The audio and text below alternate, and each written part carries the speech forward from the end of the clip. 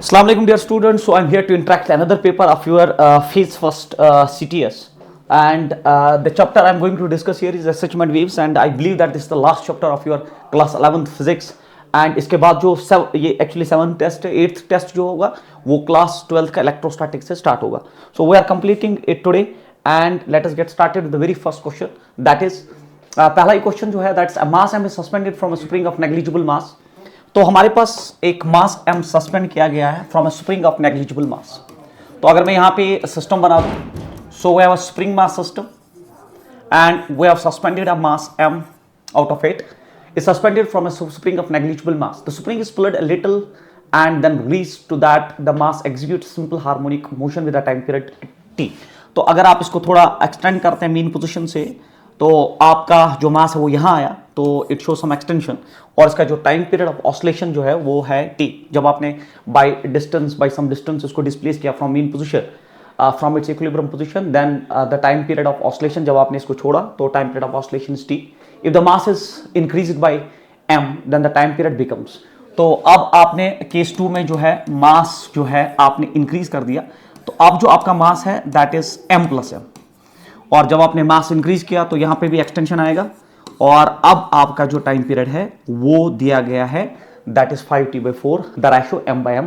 तो यहां पे जो आपने ऐड मास किया वो कितना है, दैट्स द क्वेश्चन. तो अगर आप केस फर्स्ट का देखेंगे, सो this is case first and this is case second.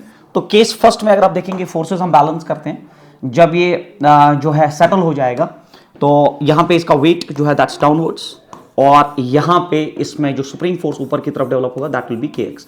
तो इस केस का इक्वेशन आएगा that is mg is equal kx. तो इक्वेशन फर्स्ट का जो टाइम आपका जो बैलेंसिंग है that's mg is equal kx, और जो time period of oscillation case first में होगा that will be 2 pi root of m by k, where k is the spring constant of that particular spring. जो spring है उसका spring constant में k मानता हूं. तो ये पहला केस है, टाइम पीरियड जो इसका है दैट्स t. इसी तरह यहाँ पे जो है यहाँ पे m plus m into g is equal that is k, और जो एक्सटेंशन कितना डेवलप होगा, बट हमें टाइम पीरियड प्रोवाइडेड है. तो दूसरी बार जो टाइम पीरियड है दैट इज 5/4t. तो you know that time period is t is equal 2 pi root of m by k, generalise time period. तो दूसरी बार का टाइम पीरियड जो है दैट्स 5/4t इज इक्वल ये होगा 2 पाई रूट ऑफ, इस बार जो मास है दैट्स m प्लस m, और स्प्रिंग कंस्टेंट इज सेम क्योंकि आपका स्प्रिंग जो है वो दोनों केसों में सेम है. तो पहली बार टाइम पीरियड t है जब मास m आपने इसके साथ जो है कनेक्ट किया, और दूसरी बार जो मास है that's m plus m, spring constant is same, 2 pi same, बाकी सारी चीजें वो टाइम पीरियड दिया है.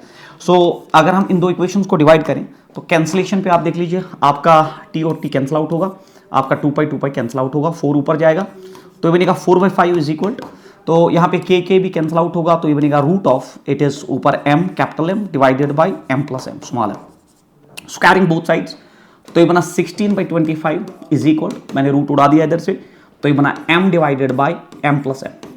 तो आप देख लीजिए ये हुआ 16m capital M plus 16 small m is equal 25 capital M.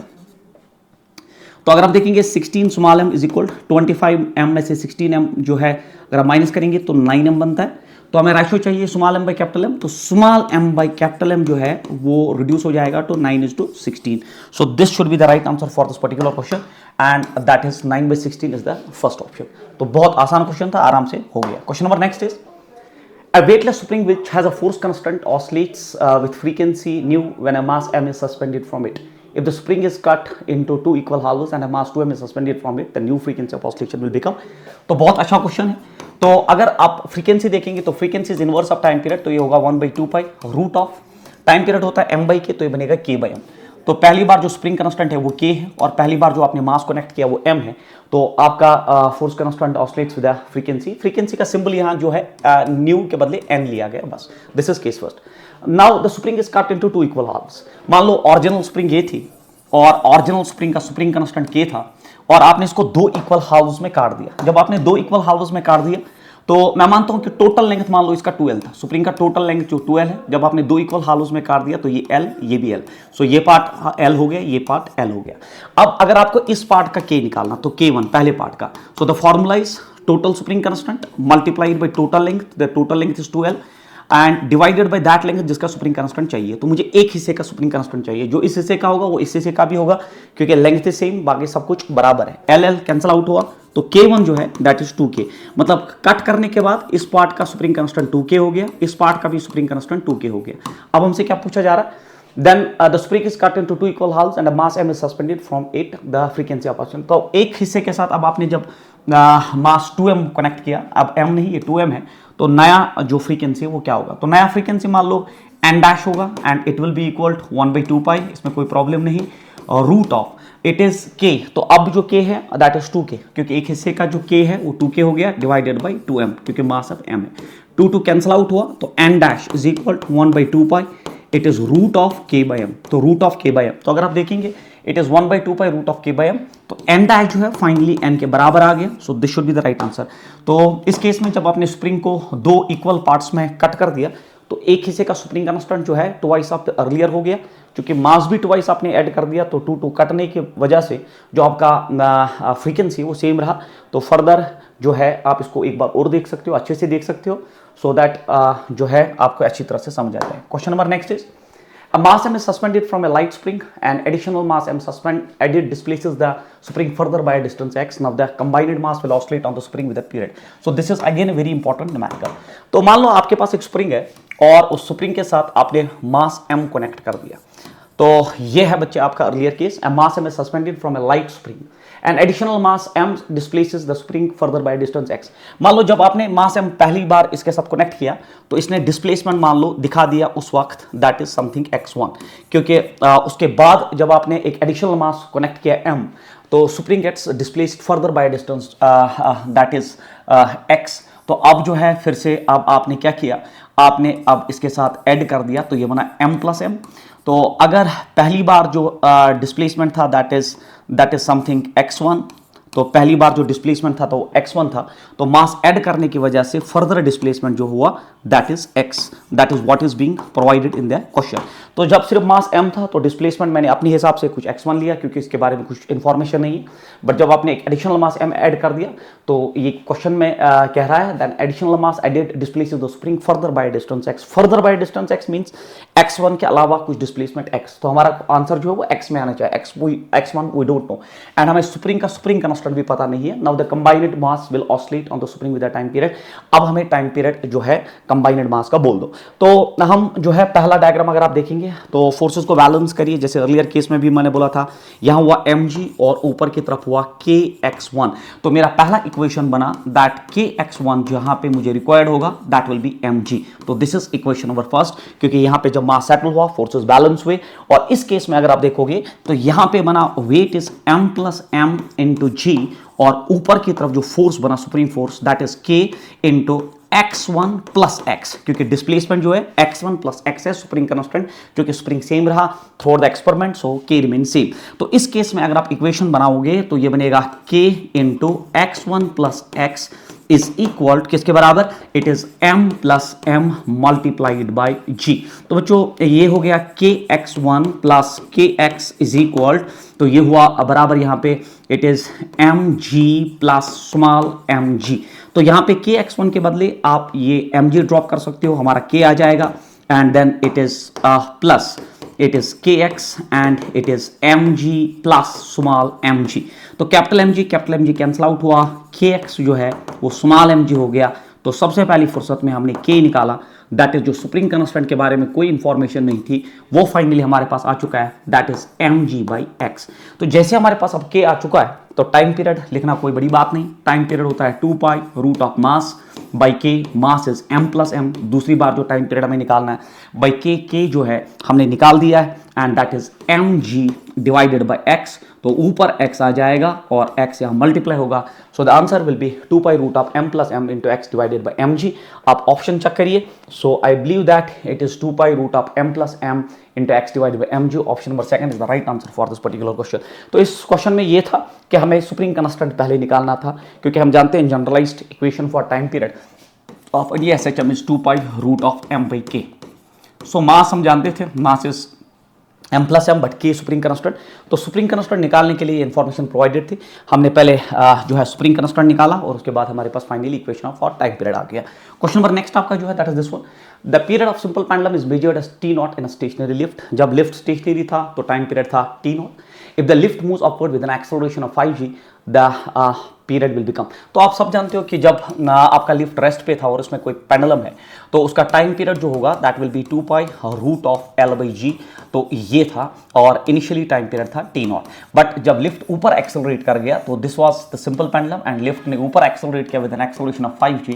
तो आप जब यहाँ पे ऑब्जर्व करोगे सिस्टम को तो यहाँ पे इस पे सीडो फोर्स एक्ट करेगा तो ये बनेगा g प्लस 5g, ठीक है ना, क्योंकि ये ऊपर एक्सेलरेट कर रहा है, सीडो फोर्स नीचे बनेगा। तो इस केस में अब g इफेक्टिव जो है नेट g जो आएगा that will be equal 6g। तो इस केस में टाइम पीरियड जो होगा that will be T dash and it is 2 pi, length में कोई चेंज नहीं है बट g इफेक्टिव जो है दैट इज 6g। तो अगर आप देखोगे 2 pi root of L by G, 2 pi root of L by G is T naught, तो टी डैश जो होगा that will be T naught divided by root of 6 should be the answer of this particular question. तो पहला है the same, तो गलत है, increase by 3/5, root 6 3/5 नहीं होता, डिक्रीजेस बाई 2/3 टाइम्स ये भी नहीं हो सकता। So none of the above is the right answer of this question. तो ये सीडो फोर्स बेस्ड क्वेश्चन है और आपने डायनेमिक्स में एनएलएम में बहुत पढ़ा होता है, तो उस बेसिस पे इसका answer none of the above है। A particle is executing simple harmonic motion with time period t starting from the mean position, time taken by it to complete 5/8 oscillation।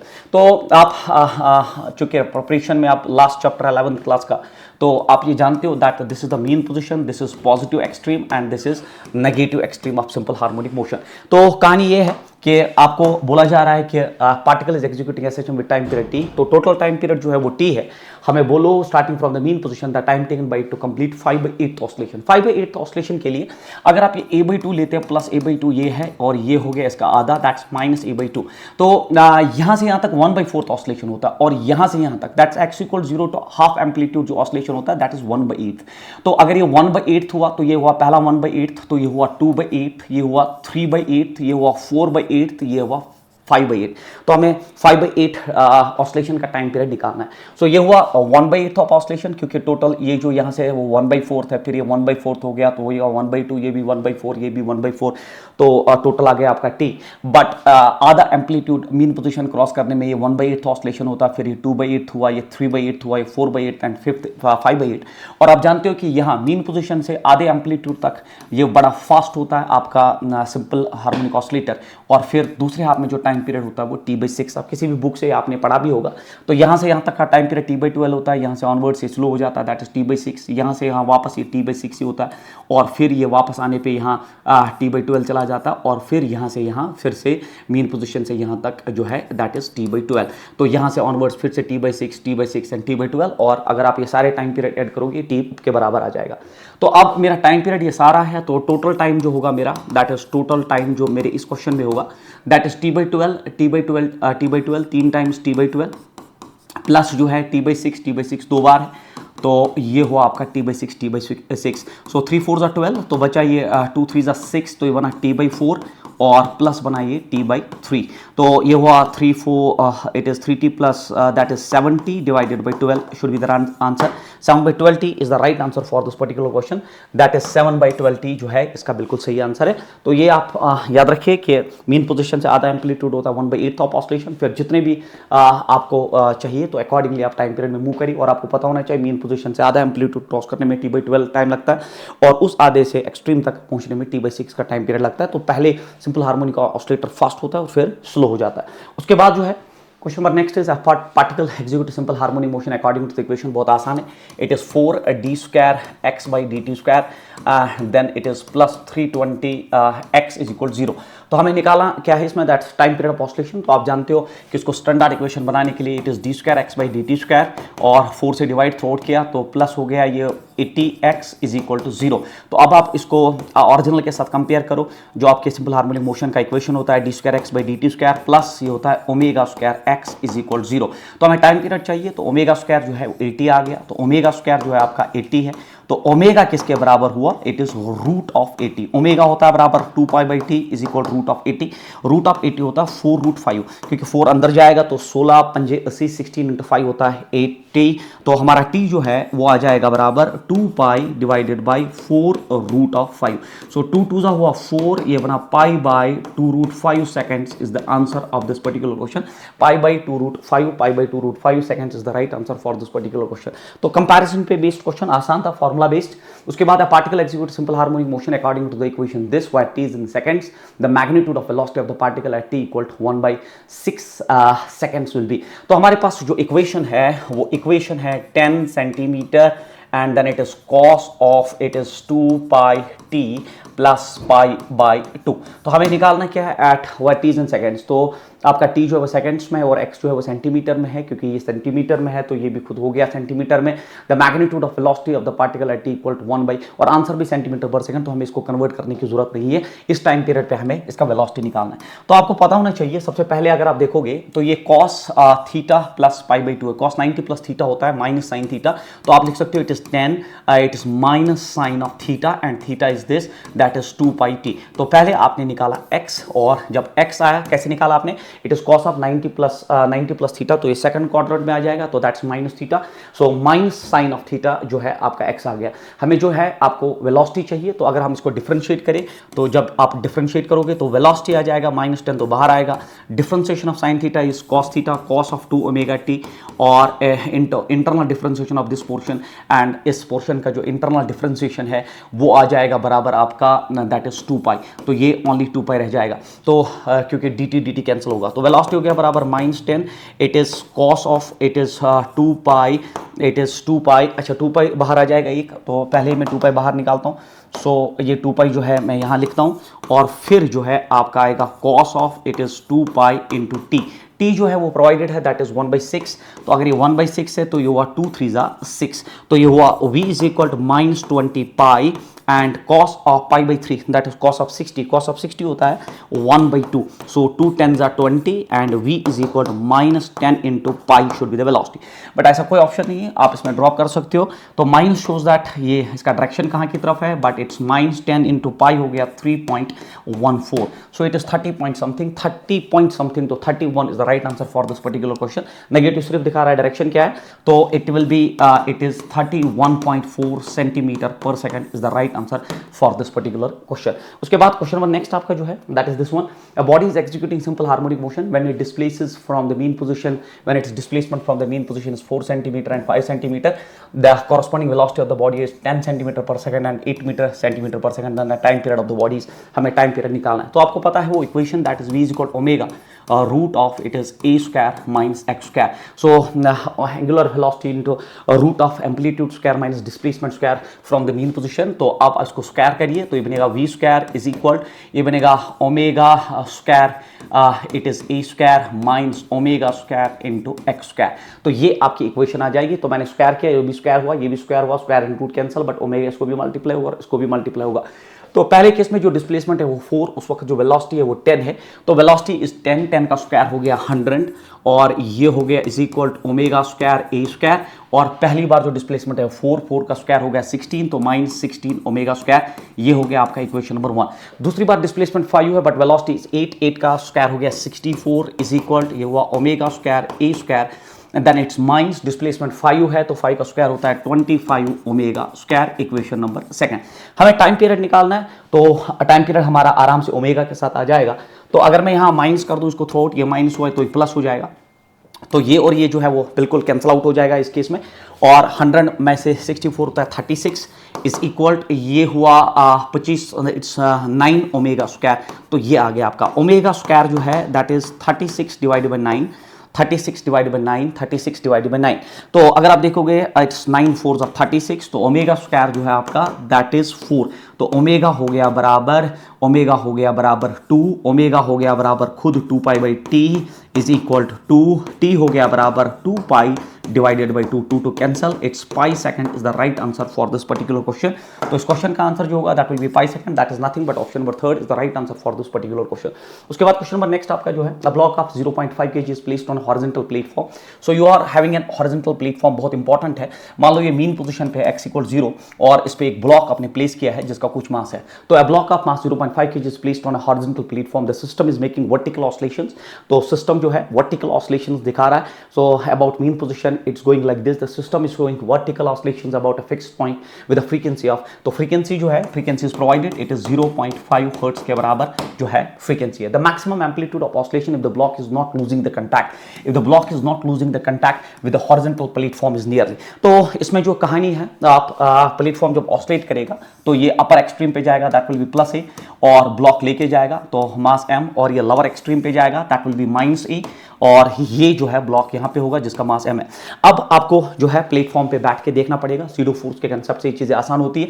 जब प्लेटफॉर्म ऊपर जाएगा और यहाँ पे रुक के अब वापस आना है तो अब ये नीचे एक्सेलरेट करेगा. जब ये नीचे एक्सेलरेट करेगा तो आप जानते हो कि अगर आप यहाँ से ऑब्जर्व कर रहे हैं, प्लेटफॉर्म पे बैठ के चले गए आप, तो इसका वेट जो है that will B downwards, but जब ये नीचे आना स्टार्ट होगा तो सीडो फोर्स ऊपर की तरफ एक्ट करेगा, that will B mass into that acceleration. तो यहाँ पे अगर ये फोर्स इस फोर्स को बैलेंस कर गया तो अभी ब्लॉक जो है इसी पे है, बट अगर ये सीडो फोर्स इससे ज्यादा हो गया तो ये प्लेटफॉर्म से कंटैक्ट लूज करेगा. मीन पोजीशन पे जो है आपका सिर्फ वेट है दैट इज डाउनवर्ड्स, और फिर जब यहां से ये वापस आना स्टार्ट होगा तो एक्सेलरेट जब यहां से वापस आएगा तो weight is always downwards, but जब ये एक्सेलरेट ऊपर करेगा तो सीडो फोर्स नीचे की तरफ एक्ट करेगा. पूरा कंसेप्ट पढ़ा रहा हूं मैं, तो यहां पे उठने के चांस नहीं है. तो जब एक प्लेटफॉर्म वर्टिकल ऑसिलेशन करेगा तो नीचे वाले एक्सट्रीम पे ब्लॉक कभी उठ नहीं सकता क्योंकि वेट और सीडो फोर्स ऐड होके इसको दबा रहा है प्लेटफॉर्म के साथ. बट जब ये टॉप पोजीशन पे होगा, क्योंकि एक्सेलरेट नीचे करेगा, सीडो फोर्स ऊपर की तरफ आएगा, अगर ये इसको बैलेंस करता है तो ये प्लेटफॉर्म के साथ कांटेक्ट बना के रखेगा. बट अगर ऊपर वाला फोर्स जो है, एक्सेलरेशन उतनी ज्यादा होगी कि ऊपर वाला फोर्स से ज्यादा, तो it will lose the contact. तो हमारा पोजीशन वही है for not losing the contact. तो एट एक्सट्रीम कंडीशन तो आपका m एक्सेलरेशन जो है होना चाहिए बराबर mg. So for not losing the contact, for losing the contact this should be greater than this. This is the concept of this particular question. तो mm cancel out हुआ, acceleration होता है omega square x होता है displacement from mean position, वो तो amplitude है, is equal g. और बाय द वे आपको शायद एम्पलीट्यूड ही निकालना है, विद हमें निकालना क्या है, the maximum amplitude of oscillation is equal g by omega square. ये डायरेक्टली भी आता है, इसमें न्यूमेरिकल वैल्यू ड्रॉप करने की जरूरत नहीं. ऐसा क्वेश्चन आया है एंट्रेंस में.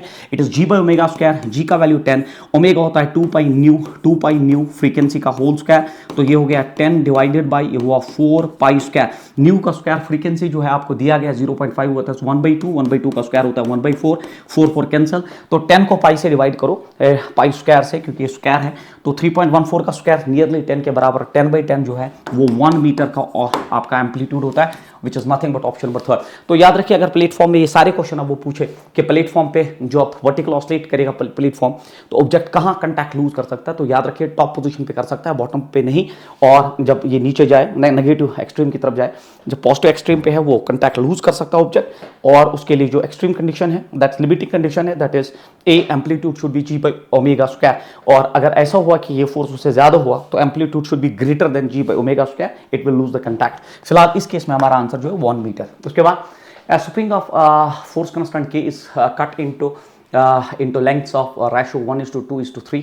They are connected in series and the force constant is k dash. Then they are connected in parallel and force constant is k double dash. Then k dash by k double dash is. बहुत अच्छा question है.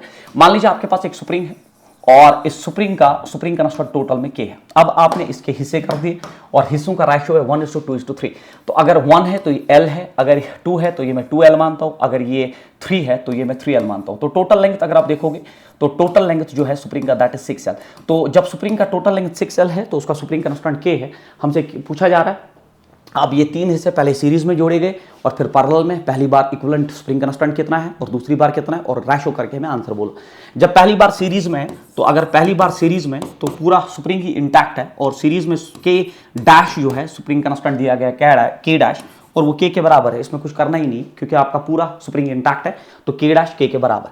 But जब parallel में आ जाएगा, ये जब ये पैरेलल में आएगा तो हमें फिर इस पार्ट का अपना स्प्रिंग कांस्टेंट होगा, इसका अपना होगा और इसका अपना होगा, हमें वो पता करना है और फिर हम के इक्विवेलेंट निकाल पाएंगे। तो पहले आप इस पार्ट का स्प्रिंग कांस्टेंट जो होगा, आपने इसे पहले भी एक क्वेश्चन किया, that is K1 is equal total spring constant into total length that is 6L multiply divided by the length of that part, L cancel out हुआ तो K1 इज इक्वल 6K। तो इस पोर्शन का spring constant it is 6K। अगर आप इस portion को उठा के देखें तो it is K2 is equal total spring constant into total length divided by the length of that portion that's 2L, L cancel 2 3 6। तो इस पोर्शन का जो है दैट इज 3K और फाइनली इस पोर्शन का जो K3 है that is total spring constant into total length divided by length of that part that is 3L, L cancel out हुआ 3 2 6। सो K3 जो है आपका 3K के बराबर हुआ। अब आपने पैरेलल में जोड़ दिया तो K इफेक्टिव जो है K डबल डैश पैरेलल में स्प्रिंग कांस्टेंट्स ऐड होते हैं। तो पहला है आपका 6K प्लस आपका दूसरी बार जो है दैट इज 3K और लास्ट बार जो है वो भी 3K है। सो 3K 3 2 6 ये 2K है। सो ये 2K ही होना चाहिए। सो 6 3 9 और 2 11 K डबल डैश हो गया 11K। अब हमें रेशो चाहिए K डबल डैश 11K, तो हमें चाहिए K dash divided by K double dash. तो अगर आप देखोगे तो ये हुआ पहला K divided by 11K, K cancel out 1 by 11 is the right answer for this particular question. So 1:11 जो है इस क्वेश्चन का बिल्कुल सही आंसर है।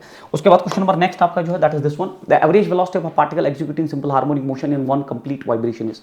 एवरेज वेलोसिटी, अगर आप एवरेज वेलोसिटी की in one complete simple harmonic motion में देखेंगे एक कंप्लीट साइकिल में, तो ये हुआ x आपका 0, ये हुआ आपका +a और ये हुआ आपका -a। तो आपको एवरेज वेलोसिटी निकालना है, ठीक है। You have to calculate average velocity.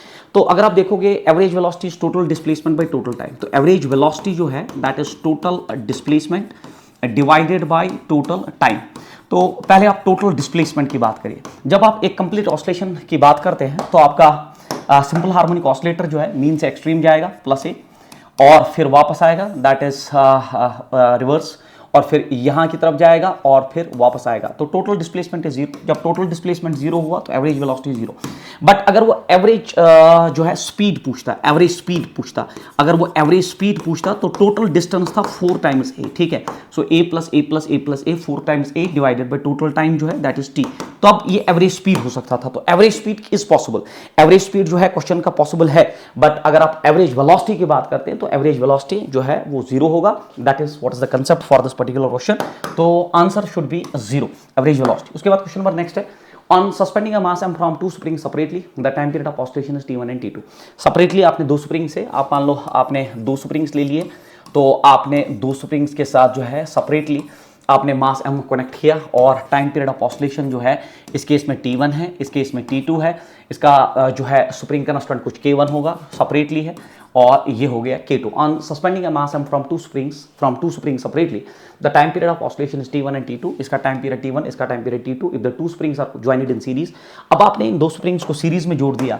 अगर आपने इनको सीरीज में जोड़ दिया the same mass is suspended the time period of oscillation will be. तो आपको पता होना चाहिए कि टाइम पीरियड जो होता है generalised formula it is 2π√m/k।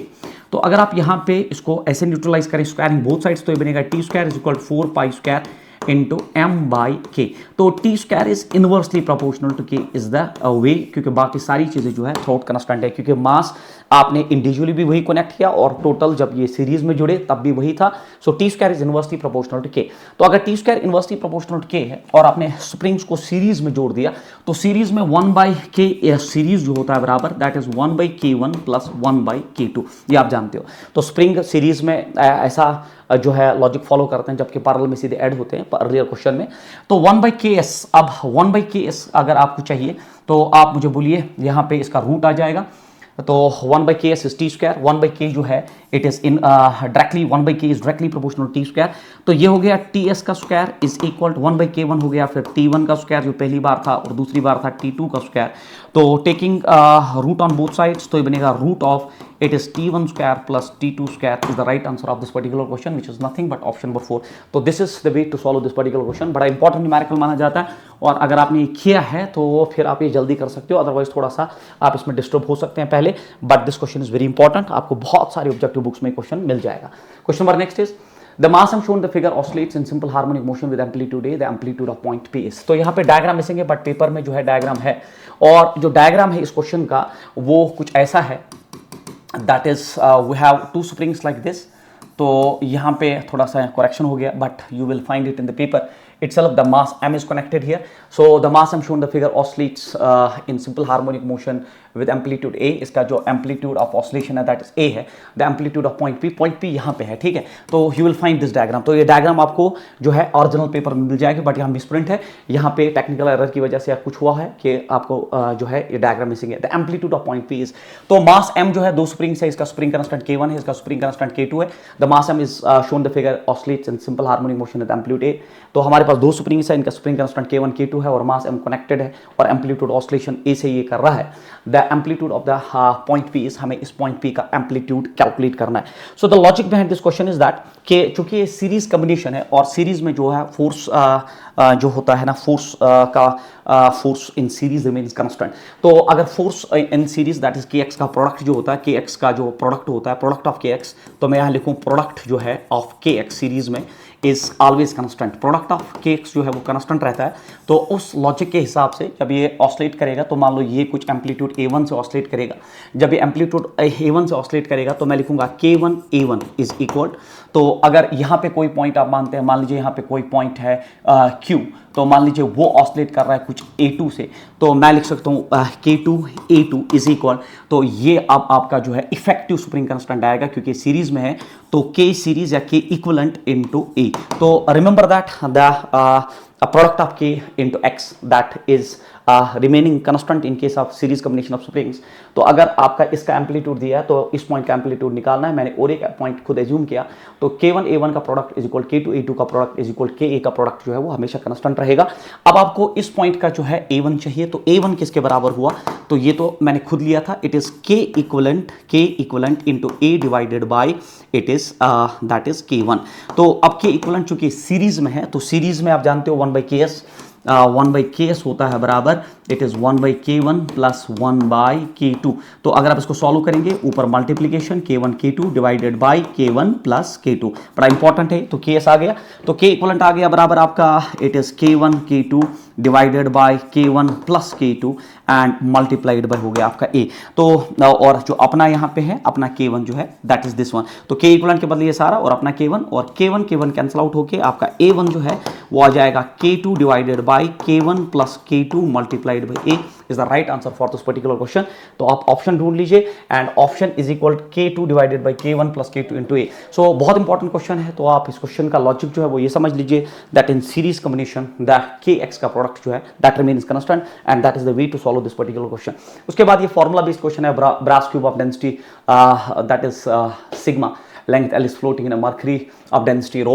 तो आपने ये सारे सिस्टम पढ़े होंगे. तो let us believe that this is some liquid mercury and its density is provided that's rho. और इसमें आपके पास एक ब्रास कंटेनर है, तो आपका एक ब्रास कंटेनर इसमें है और इसका जो डेंसिटी है दैट इज इसका जो डेंसिटी है दैट इज सिग्मा. इसका जो डेंसिटी है दैट इज सिग्मा. इसका डेंसिटी लेंथ जो है इसका दैट्स L. और हमसे क्या पूछा गया है, Bros cube of density sigma length L is floating on a mercury of density rho. The block is slightly displaced, तो आपने थोड़ा सा इसको डिस्प्लेस कर दिया अंदर की तरफ and vertically and then it starts SHM, its time period of oscillation will be. तो आपको पता होना चाहिए इसका जो टाइम पीरियड ऑफ ऑसिलेशन होता है ना, it is 2 pi it is sigma into L divided by rho into G. This is the standard equation. हम इसको डिराइव करते हैं जब हम इसको थोड़ा सा डिस्प्लेस करते हैं, देन रेस्टोरिंग फोर्स डेवलप करके जो है इसमें k निकालते हैं और k t is 2 pi root of m/k में हम ड्रॉप करते हैं जब वो सारा सॉल्व करते हैं. So it's a direct formula for this type of question that's 2 pi root of it is sigma into L, that is density of the that brass cube into the length of the side and divided by rho into G. Rho is the density of the liquid multiplied by G. Standard formula based question. आप इसका derivation check कर सकते हो, class 11 में पढ़ाया जाता है. So second is the right answer for this question.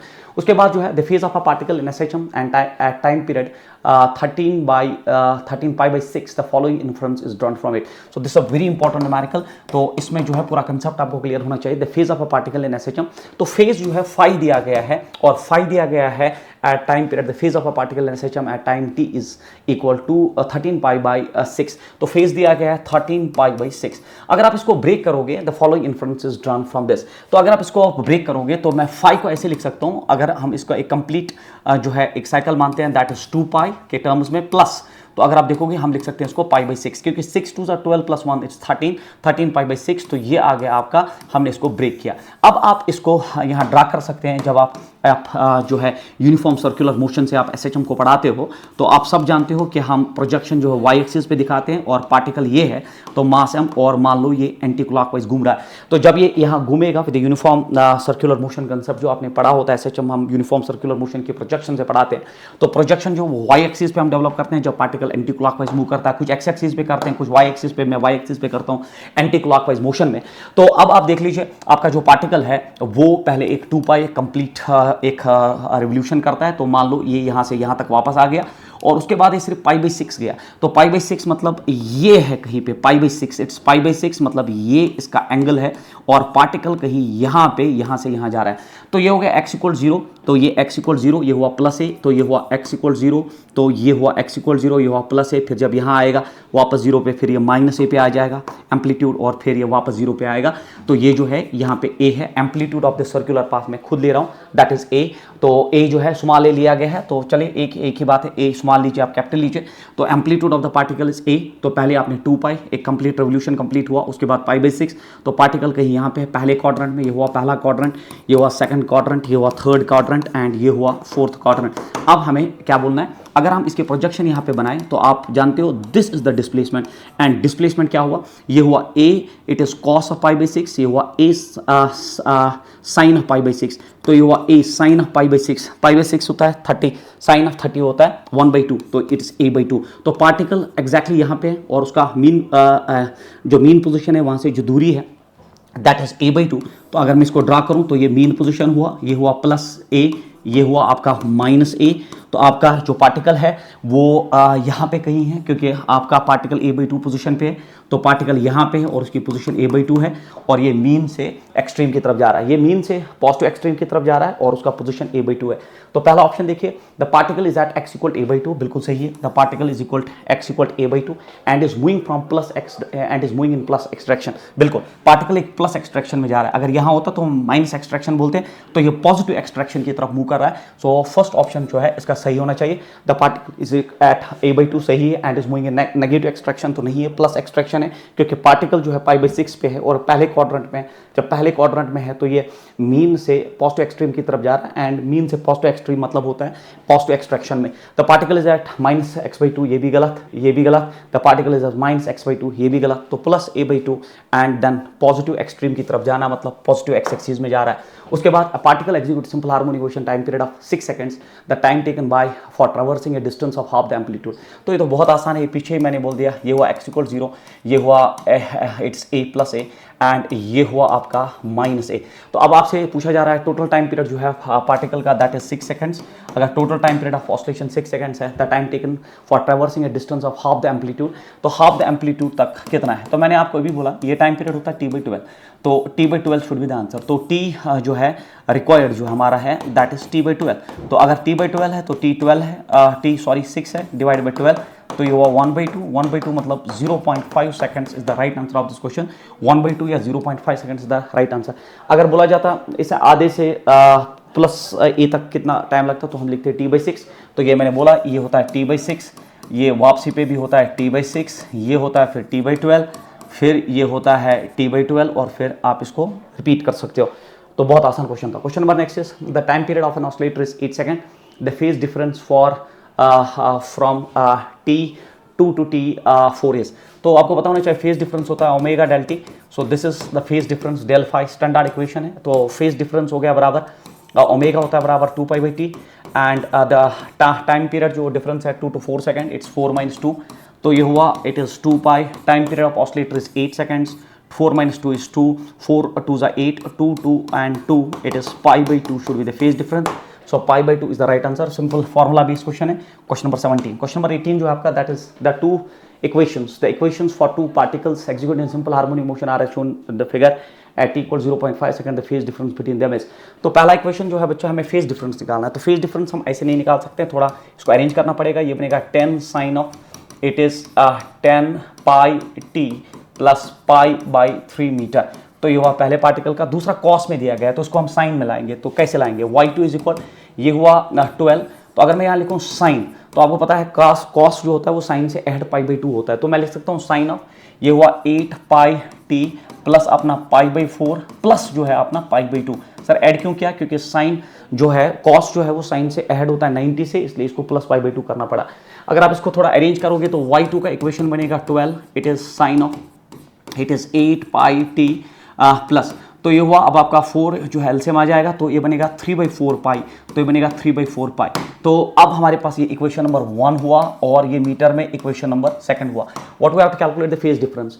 तो पहले वेव का जो फेज है दैट इज φ1 और वो है बराबर, this is the phase and that is 10 pi t plus pi by 3, और दूसरी वेव का जो फेज है that is φ2 is equal 8 pi t plus 3/4 pi. तो फेज डिफरेंस निकालना है, तो del phi is equal to φ1 minus φ2।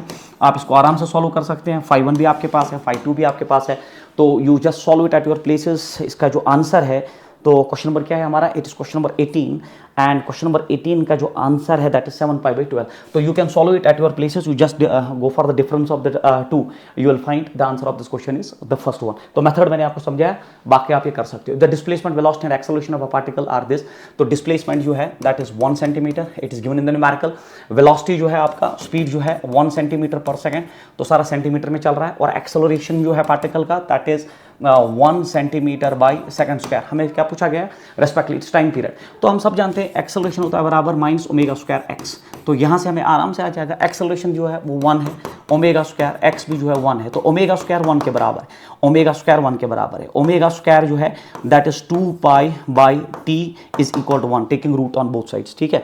तो स्क्वायर एंड रूट कैंसिल, तो टी हो गया बराबर 2 पाई सेकंड्स, तो 2 pi second should be the right answer. तो बहुत आसान न्यूमेरिकल था, 2 pi seconds is the right answer for this particular question.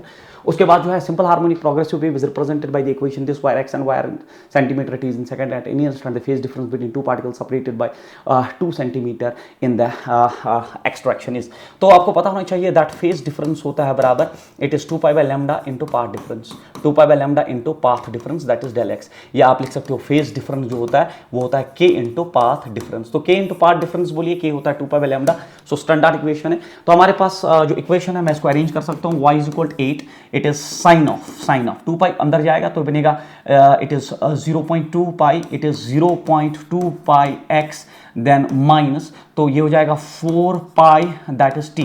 तो मैंने 2 पाई अंदर लिया, जब आपने 2 पाई अंदर लिया तो ये बना 0.2 पाई इंटू एक्स माइनस 4 पाई टी। तो अब आपका जो है अगर आप देखोगे के आपका डायरेक्टली 0.2 है, तो मेरा के जो है वो डायरेक्टली 0.2 है, तो मैं यहाँ सीधे फेज डिफरेंस के लिए लिख सकता हूँ that is phase difference is equal k is equal 0.2 pi and then phase difference आ गया into the path difference is provided at any instant the phase difference between two particles separated by 2 centimeter, though the path difference separated by 2 centimeter means path difference and that is provided equal to 2। तो अगर आप देखोगे ये हुआ 0 phase difference is equal, तो ये हुआ 0.4 पाई, तो ये हुआ 4 divided by 10 into pi is 3 pi is actually degree में चाहिए, तो इट इज पाई इज 180, तो 180 इंटू 4, या अगर आप देखोगे 0 कैंसिल आउट हुआ, तो 4 8 32, 4 1 it is 72 degree is the phase difference and that I believe is the right answer of this question. तो ये है बच्चे, अगर आप फॉर्मूला जानते हो, you know it, then you can solve it in minimum possible time, otherwise question जो है मुश्किल लगते हैं, बट है नहीं, आप आराम से इनको कर सकते हो। क्वेश्चन नंबर नेक्स्ट हो आपका that is this one, the equation of a transverse wave travelling in a rope is given by this. तो इक्वेशन दिया y and x are in centimetre and t is in seconds, the maximum transverse speed of a particle in the rope is. तो आप जानते हो जो maximum transverse speed जो है, transfer speed होता है root of t by mu, तो टी बाई म्यू से भी आप स्पीड निकाल सकते हो, बट मैक्सिमम ट्रांसफर स्पीड जो है ऑफ अ पार्टिकल, तो यहाँ तो टेंशन वेंशन कुछ प्रोवाइडेड नहीं है, तो आप सीधे इक्वेशन छोड़ दीजिए इसको। So this is not the way to solve this question. तो हम ये ऐसे भी कर सकते हैं कि आपका y जो है that is provided equal, it is 10 sine of, it is 0.01 x minus 2.00 t, तो it is 2t actually. So y का इक्वेशन है पाई, देखो पाई आप भूल गए थे, यहाँ पाई जो है पाई भी आ जाएगा, इट इज मैं इसको थोड़ा फिर से लिखने की कोशिश करता हूँ, थोड़ा सा इसमें पाई जो हम भूल गए, तो it is 10, it is sine of, तो ये हुआ 0.01 pi x minus it is 2 pi t, ये आ गया इक्वेशन। तो हमें निकालना where x and y are in centimetre and t is in seconds. What we have to calculate is maximum transverse speed. तो आपको पता होना चाहिए मैक्सिमम ट्रांसफर स्पीड होता है ओमेगा इंटू ए। ओमेगा अगर आप देखोगे, ओमेगा हो गया 2 पाई, तो मैक्सिमम ट्रांसफर स्पीड हो गया omega is 2 pi and A is amplitude, A is amplitude.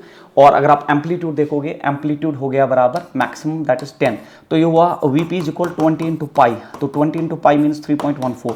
तो अगर आप देखोगे इट इज 63 पॉइंट समथिंग है ना, क्योंकि 3 इंटू 20 60, तो 60 से थोड़ा ज्यादा, 60 से ज्यादा that is 63 centimetre per second is the right answer for this particular question. क्योंकि मैक्सिमम स्पीड जो होता है ना that's omega into a, where a is the amplitude of the wave and the amplitude of the wave is that is 10।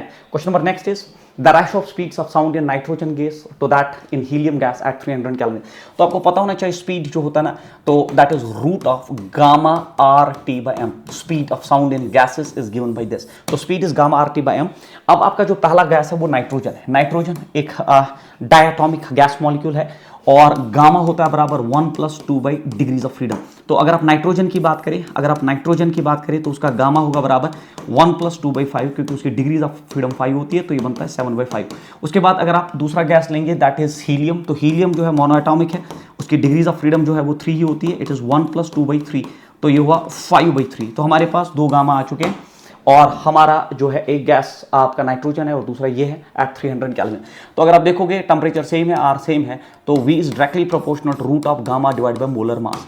तो आपका जो है nitrogen to helium बोलना है, so V nitrogen to V helium आपका रेशो बोलना है, it is root of, तो ये गामा नाइट्रोजन हुआ divided by molar mass of nitrogen N2 और मल्टीप्लाइड बाय जो है molar mass of helium and this is gamma of helium. खत्म।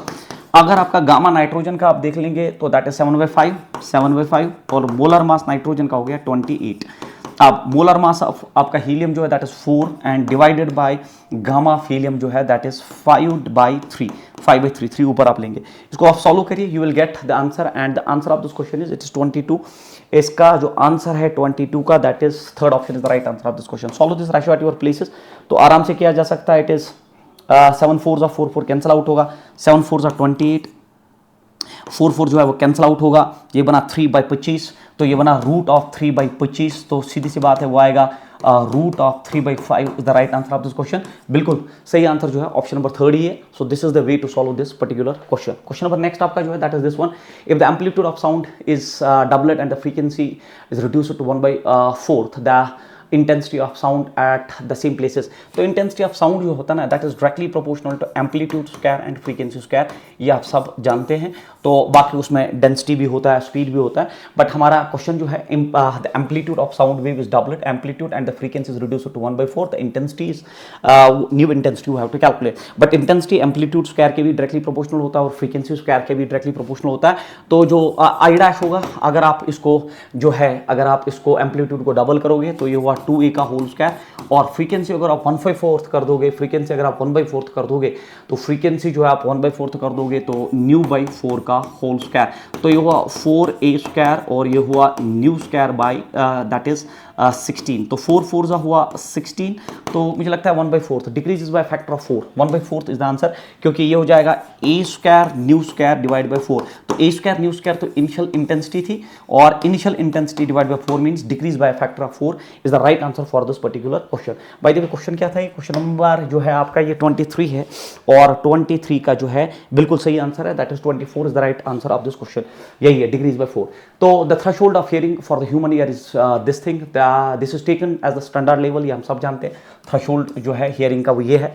The intensity of the sound wave is this expressed in decibel, it has a intensity. तो आपको पता होना चाहिए अगर हम इसमें जो है इंटेंसिटी डेसिबल में निकालें तो it is 10 log of I by A0, it is 10 log of decibel में अगर हम निकालें इसको, अगर हम इसको डेसिबल में निकालें 10 log ऑफ I जो है that's provided, it's 1 divided by I0 standard जो है 10⁻⁻12, तो ये बन जाएगा 10 log ऑफ 10⁻12, 12 बाहर आएगा log दिस, तो ये बनेगा 120 decibel is the right answer of this question. So 120 जो है इसका बिल्कुल सही आंसर है। उसके बाद question number next is an unknown fork produces 4 beats per second with a tuning fork of frequency 28। तो एक अननोन फॉक है, एक अननोन फॉक है, वो 4 बीट्स पर सेकंड एक फॉर्क के साथ प्रोड्यूस कर रहा है जिसकी फ्रीक्वेंसी है।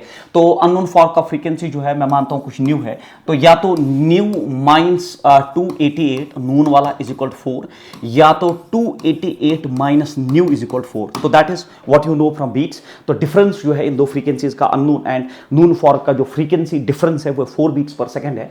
When unknown fork is loaded with wax, तो जब लोड करते हो तो फ्रीक्वेंसी डिक्रीजेस, लोडिंग से फ्रीक्वेंसी डिक्रीज होती है. अगर लोडिंग से फ्रीक्वेंसी डिक्रीज होती है, अगर लोडिंग से फ्रीक्वेंसी डिक्रीज होती है तो हमें बोलो it again produces 4 beats per second unknown frequencies. तो लोडिंग से फ्रीक्वेंसी डिक्रीज होती है तो अननोन फॉर्क का अगर हम लोड करते हैं तो फ्रीक्वेंसी डिक्रीज होगा. जब ये डिक्रीज होगा तो ये डिफरेंस इंक्रीज होगा, बट इंक्रीज नहीं हो रहा है. तो अगर इंक्रीज नहीं हो रहा है तो ये खत्म हो गया क्योंकि 4 बीट्स ही सुनाई दे रहा है. सो ये इक्वेशन करेक्ट है. तो फिर अननोन का जो फ्रीक्वेंसी होगा that will be 288 plus 4. This is the simplest way. 292 hertz is the right answer of this question.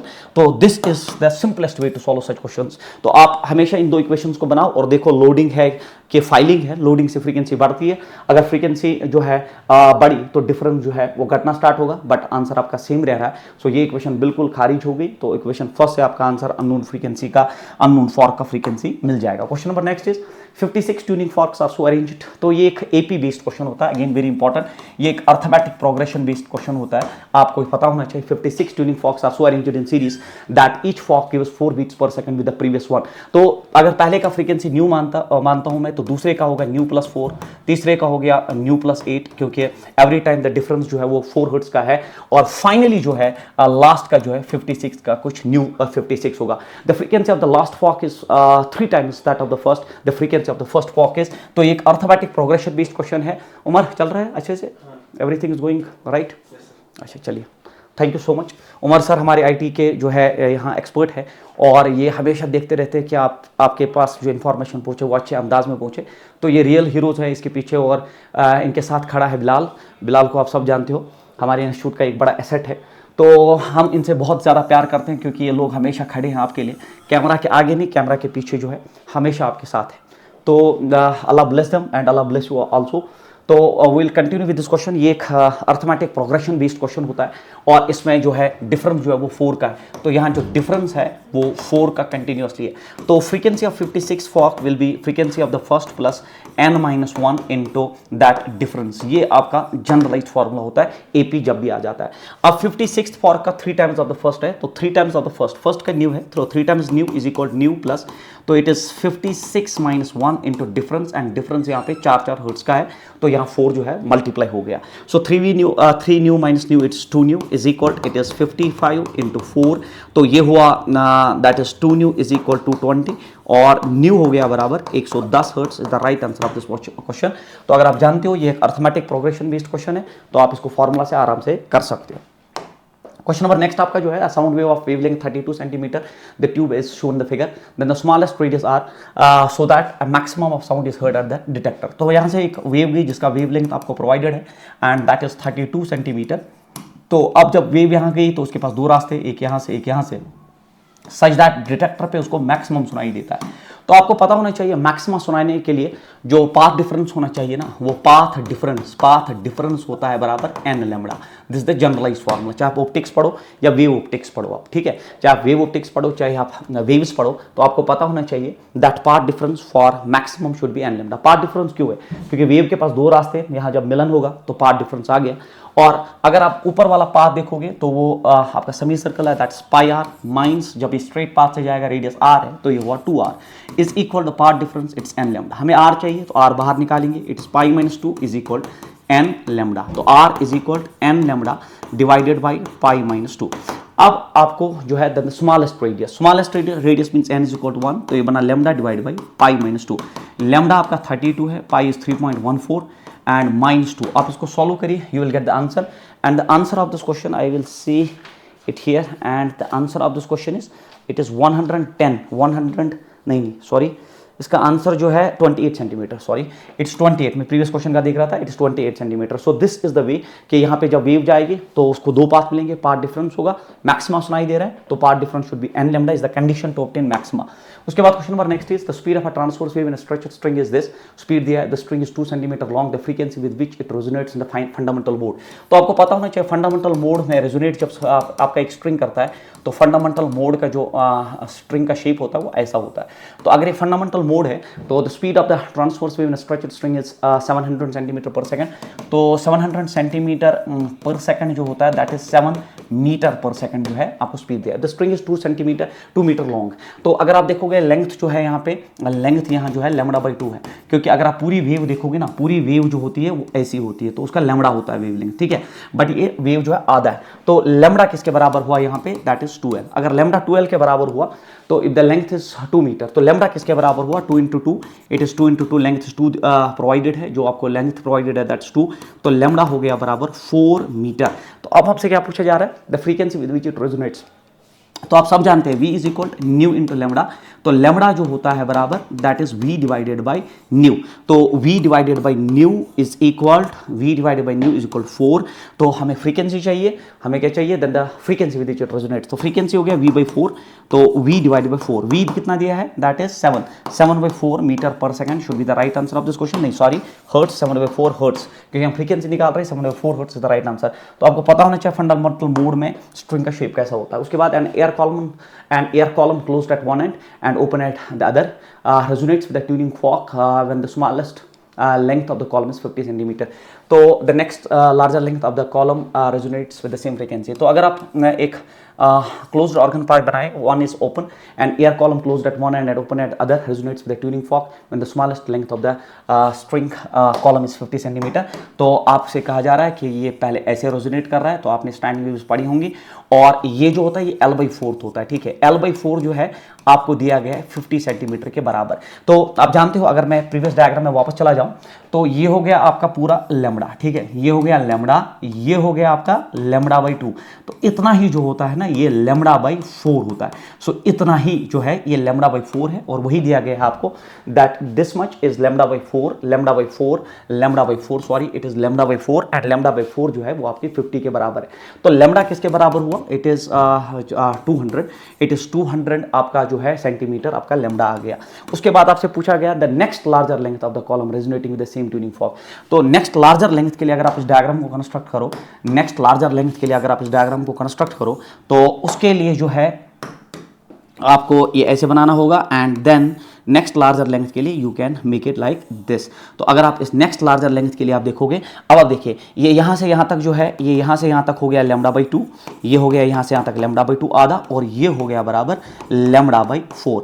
अब नेक्स्ट लार्जर लेंथ जो है वो आपका λ/2 प्लस λ/4 हो गया, क्योंकि ये λ/2 आधा प्लस λ/4, तो यहाँ 4 एलसीएम आएगा, it is 3/4 lambda, 3/4 lambda. Next larger length it is 3/4 lambda जो आपने पहले ही निकाला दैट इज 200, तो ये हुआ 4 5 20 0 and it is 150 centimetre is the answer for this particular question. So 150 centimetre जो है इसका बिल्कुल सही आंसर है। क्वेश्चन नंबर नेक्स्ट आपका जो है, the fundamental frequency in an open organ pipe is equal to that of third harmonic of a closed organ pipe. तो अगर आप ओपन और क्लोज्ड की बात करो, तो ओपन एक साइड से और दूसरे साइड से क्लोज्ड है, तो फ्रीक्वेंसी होता है new is equal it's NV/2L open के लिए, और इसका जो फ्रीक्वेंसी होता है क्लोज्ड, ये ओपन है, ये क्लोज्ड का होता है NV/4L। So this the formula. अब आप देख लीजिए क्वेश्चन क्या है, द फंडामेंटल फ्रीक्वेंसी, तो fundamental means n, the fundamental frequency in an open organ pipe is equal to the third harmonic. तो फंडामेंटल फ्रीक्वेंसी जो इसका है वो है बराबर, fundamental means n is 1, V/2L is equal to that of third harmonic of the closed organ pipe. तो third harmonic के लिए जो इसका फ्रीक्वेंसी है वो इसके बराबर है, और third means n is equal 3V/4L। तो ये हो गया ओपन और ये हो गया क्लोज्ड लेंथ, ठीक है। If the length of the closed organ pipe is 20, तो ये हो गया न्यू इज इक्वल 3V/4 × 20। तो हमें निकालना क्या, ओपन ऑर्गन पाइप का लेंथ, तो न्यू इज इक्वल V/2L। अगर लेफ्ट हैंड साइड इक्वल है, right hand side should be equal, so V/2L not should be equal 3V/4 × 80। तो अगर आप देखोगे यहाँ पे 4 × 80, तो अगर आप यहाँ देखोगे VV यहाँ कैंसिल आउट हुआ, तो ये हुआ 240 VV कैंसिल आउट हुआ, ये 40 हुआ, और L नॉट हुआ बराबर 40/3। तो 40/3 जो है, 40/3 आप सॉल्व करिए, 40/3 जो है इट इज 13.2 सेंटीमीटर के बराबर, it is 13.2 centimetre is the right answer of this question. बिल्कुल फॉर्मुला बेस्ड क्वेश्चन और बहुत आसान कैटेगरी का क्वेश्चन है, आप आराम से कर सकते हो। Question number next is, if two similar springs each of spring constant K1 are jointed in series. तो आपके पास दो सिमिलर स्प्रिंग्स है, दोनों का स्प्रिंग कांस्टेंट K1 है, are jointed in series, the new spring constant and time period will be changed by factor. तो अगर आप new spring constant, the new spring constant and पहले सीरीज में आपने जोड़ दिया, जब सीरीज में आप जोड़ते हो तो सीरीज में के सीरीज जो होता है that will B K1 plus K1, क्योंकि सिमिलर है तो ये हुआ ट्वाइस, तो वो हो जाएगा ट्वाइस, तो 2 से, ठीक है, फैक्टर 2 से, the new supreme constant, the new series में आपने जोड़ दिया, सॉरी सीरीज में आपने जोड़ दिया, तो सीरीज में होता है 1/ks, तो I am doing wrong, series में होता है 1/ks, it's not ks, it's 1/ks is equal it is 1/k1 plus 1/k2।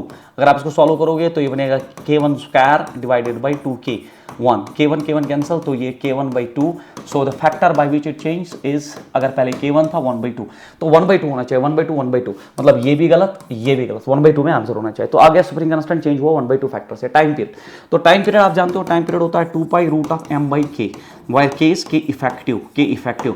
तो अगर पहली बार टाइम पीरियड था t = 2π√m/k1, पहली बार ये था, बट दूसरी बार जो टाइम पीरियड होगा दैट विल बी 2π√m/, अब k इफेक्टिव जो है वो है बराबर k1/2, 2 ऊपर चला जाएगा। अगर आप देखोगे 2π√m/k1 इज t, तो वो हो गया √2 टाइम्स, तो it is √2 times t is the answer, √2 times t is the answer, √2 times t, √2 times √2, ये हो गया option number 3 is the right answer. 1/2 और √2 जो है इसका आंसर होना चाहिए। सो बहुत आसान है, formula based question. Question number next is, तो बच्चों ये आपको पहले पता होना चाहिए, एक पैरेलल कॉम्बिनेशन होता है, क्योंकि इसमें डिस्प्लेसमेंट सेम होता है, जब आप इसको खींचते हो तो डिस्प्लेसमेंट ऑन बोथ साइड से सेम, सीरीज में फोर्स सेम होता है, पैरेलल में डिस्प्लेसमेंट सेम होता है, तो ये कॉम्बिनेशन ऑफ जो है बड़ा फेमस कॉम्बिनेशन है, आप सब जानते हो, ये एक पैरेलल कॉम्बिनेशन ऑफ स्प्रिंग्स होता है, और जब ये पैरेलल होता है तो के इफेक्टिव जो होगा, के इफेक्टिव होगा बराबर k plus k, it is 2k, और टाइम पीरियड में आपको कोई एंगल की कोई बात नहीं, it's m by it is 2k should be the right answer, it is time period. अगर फ्रीक्वेंसी चाहिए तो इनवर्स हो गया 1/2π √2k/m, √2k/m is the right answer, 1/2π √2k/m is the right answer of this question. तो इस incline plane से इस पर कोई फर्क नहीं पड़ता, you can solve it directly. Question number next is this one, a string of mass this is under tension this, तो मास दिया, टेंशन दिया, the length of the string is this, तो अगर आप म्यू निकालोगे ना that's mass per unit length, तो अगर आप म्यू निकालोगे तो मास इज 2.5, क्योंकि क्वेश्चन का अंदाज ही है कि आपको लेंथ प्रोवाइडेड, तो ये हुआ 25 डिवाइडेड बाय 200, तो ये अगर 25 हुआ 5 5 जा 5 4 जा इट इज 0, 5 8 जा, सो इट इज 5 8 जा 40, इट इज 1/8, ठीक है, तो ये आपका सुप्रीम कांस्टेंट आ गया। तो आप फिर से देखो 25/200 आ गया ये, तो 5 5 जा 5 40 जा, तो ये आ गया 5 8 जा 40, 1/8। तो if the transverse jerk is struck at one end of the string, अगर आपने यहाँ एक ट्रांसवर्स जर्क दी, द डिस्टर्बेंस विल रीच, तो सबसे पहले स्पीड निकालिए, स्पीड हो गया √T/μ, तो आराम से निकाल सकते हो। टेंशन इज प्रोवाइडेड, टेंशन आपको क्वेश्चन में दिया 200 डिवाइडेड बाय 1/8, तो ये हो गया बराबर 1600, 8 2 16, 1600 का रूट हो गया 40, तो 40 metre per second is speed. Speed कोई भी हो, स्पीड होता है बराबर डिस्टेंस डिवाइड बाय टाइम, तो टाइम कितना लगेगा इसको, time is equal distance divided by speed, distance divide by speed, speed distance is 20 और स्पीड जो है 40 है, तो 0 0 cancel, it is 1/2, it is 0.5 seconds, right answer question. बिल्कुल आसान है बच्चों, डाटा प्रोवाइडेड है, अगर आप ट्रांसवर्स वेव का स्ट्रिंग पे स्पीड निकालते हो तो v होता है √T/μ, टेंशन प्रोवाइडेड था, म्यू के लिए डाटा प्रोवाइडेड था, स्पीड होता है डिस्टेंस बाय टाइम, टाइम होता है डिस्टेंस बाय स्पीड, आराम से क्वेश्चन किया जा सकता है। ये तो आप देख के कर सकते हो, what will the frequency of beats formed by the superposition of two harmonic waves, तो ये दो वेव्स है, हमें फ्रीक्वेंसी ऑफ बीट्स, तो आप इंडिविजुअली फ्रीक्वेंसी निकालिए पहले, ये हुआ आपका एक वेव 1, ये हुआ आपका 2, ये हुआ आपका 3, ये हुआ आपका 4, ये हुआ आपका 5, ये हो गया आपका 6, ये हुआ आप 7 हर्ट्ज का फ्रीक्वेंसी इस वेव का है, और आप इसको गिनिए, ये हुआ आपका 1, ये हुआ आपका 2, ये हुआ आपका 3, ये हुआ आपका 4, ये हुआ आपका 5, तो ये हुआ 5 हर्ट्ज। तो अब आपको बीट फ्रीक्वेंसी चाहिए, तो बीट फ्रीक्वेंसी हो गया अपर minus lower, 7 - 5, 2 hertz is the right answer of this question, which is nothing but option number 4, तो बिल्कुल आसान है। Question number next is, the equation of a wave on string of linear mass density is given by this, the tension the string is, तो ये question जो है आपका equation of a wave on string है, तो speed जो है it is √T/μ है, हमें निकालना है क्या, द टेंशन, तो टेंशन हो गया बराबर v² × μ। तो बच्चों सारा डाटा क्वेश्चन में प्रोवाइडेड है, तो आपको जो सारा क्वेश्चन में डाटा प्रोवाइडेड है आप इसको आराम से सॉल्व करिए, the equation of eight your places, तो इट इज v² μ। तो अगर आप यहाँ देखोगे तो आपको वेलोसिटी होता है ω/k, v होता है बराबर ω/k, तो अगर आप यहाँ देखोगे टेंशन जो है आपको निकालना है, तो इट इज ω² × μ। तो अब आप देख लीजिए, ये आपका होमवर्क जाएगा, the equation of a wave on a transverse wave of linear mass density, तो μ इज प्रोवाइडेड, तो μ जो है आपको डायरेक्टली 0.04 प्रोवाइडेड है, ओमेगा आप यहाँ से निकाल सकते हो, it is always it is kx - ωt, तो यहाँ k मिलेगा, यहाँ आपको ओमेगा मिलेगा, स्क्वायर करके आप सॉल्व करिए and answer of this question is शायद 6.25 Newton is the right answer of this question. So it is actually question number 35. तो क्वेश्चन नंबर 35 का जो आंसर है दैट इज क्वेश्चन नंबर 35 का 6.25 न्यूटन जो है इसका बिल्कुल आंसर है. सो दिस वाज होमवर्क, मैंने आपको पूरा इसमें इक्वेशन दिया, बाकी आप कैलकुलेशन घर में करिए, ओमेगा और k का इंतजाम यहाँ करिए और आपका क्वेश्चन सॉल्व होगा. The reason for introducing Laplace correction, तो आपको पता होना चाहिए कि लैप्लास करेक्शन एक्चुअली न्यूटन ने बोला था कि जब साउंड वेव प्रोपगेट करती है वो एक आइसोथर्मल प्रोसेस है. तो फिर पता चला कि लैप्लास ने उसमें करेक्शन की, एडियाबैटिक प्रोसेस होता है. So means there is no heat exchange. ठीक है, लैप्लास करेक्शन जो है इसलिए इंट्रोड्यूस किया गया क्योंकि एडियाबैटिक फास्ट होती है, कोई हीट एक्सचेंज नहीं होता.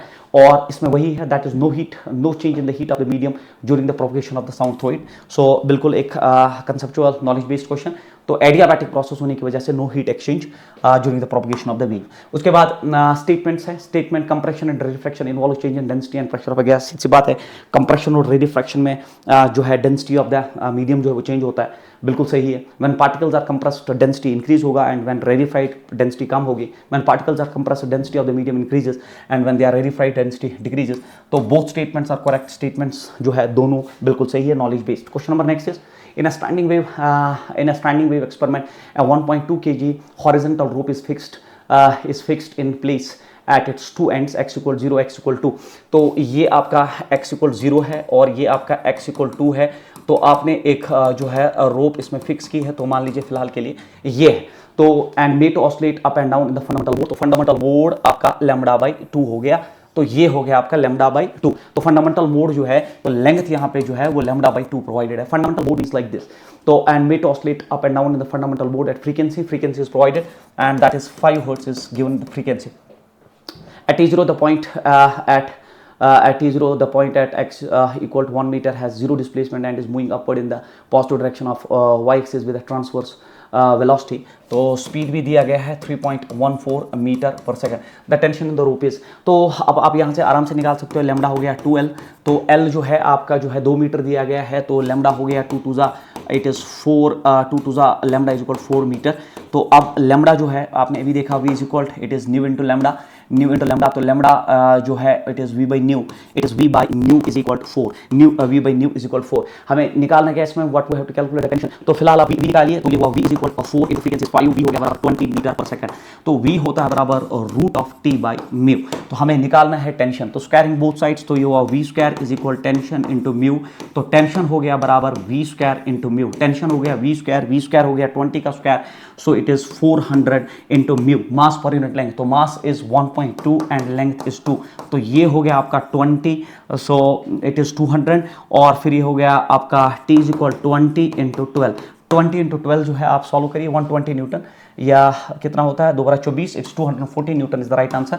सो 240 न्यूटन जो है इसका बिल्कुल सही आंसर है. Fundamental mode is very important. इसका डायग्राम आपने बनाया तो क्वेश्चन जो है सॉल्व होता है. उसके बाद steel wire with mass per unit length, this is under tension, this speed. तो ये तो आसान है, v is equal root of t by mu.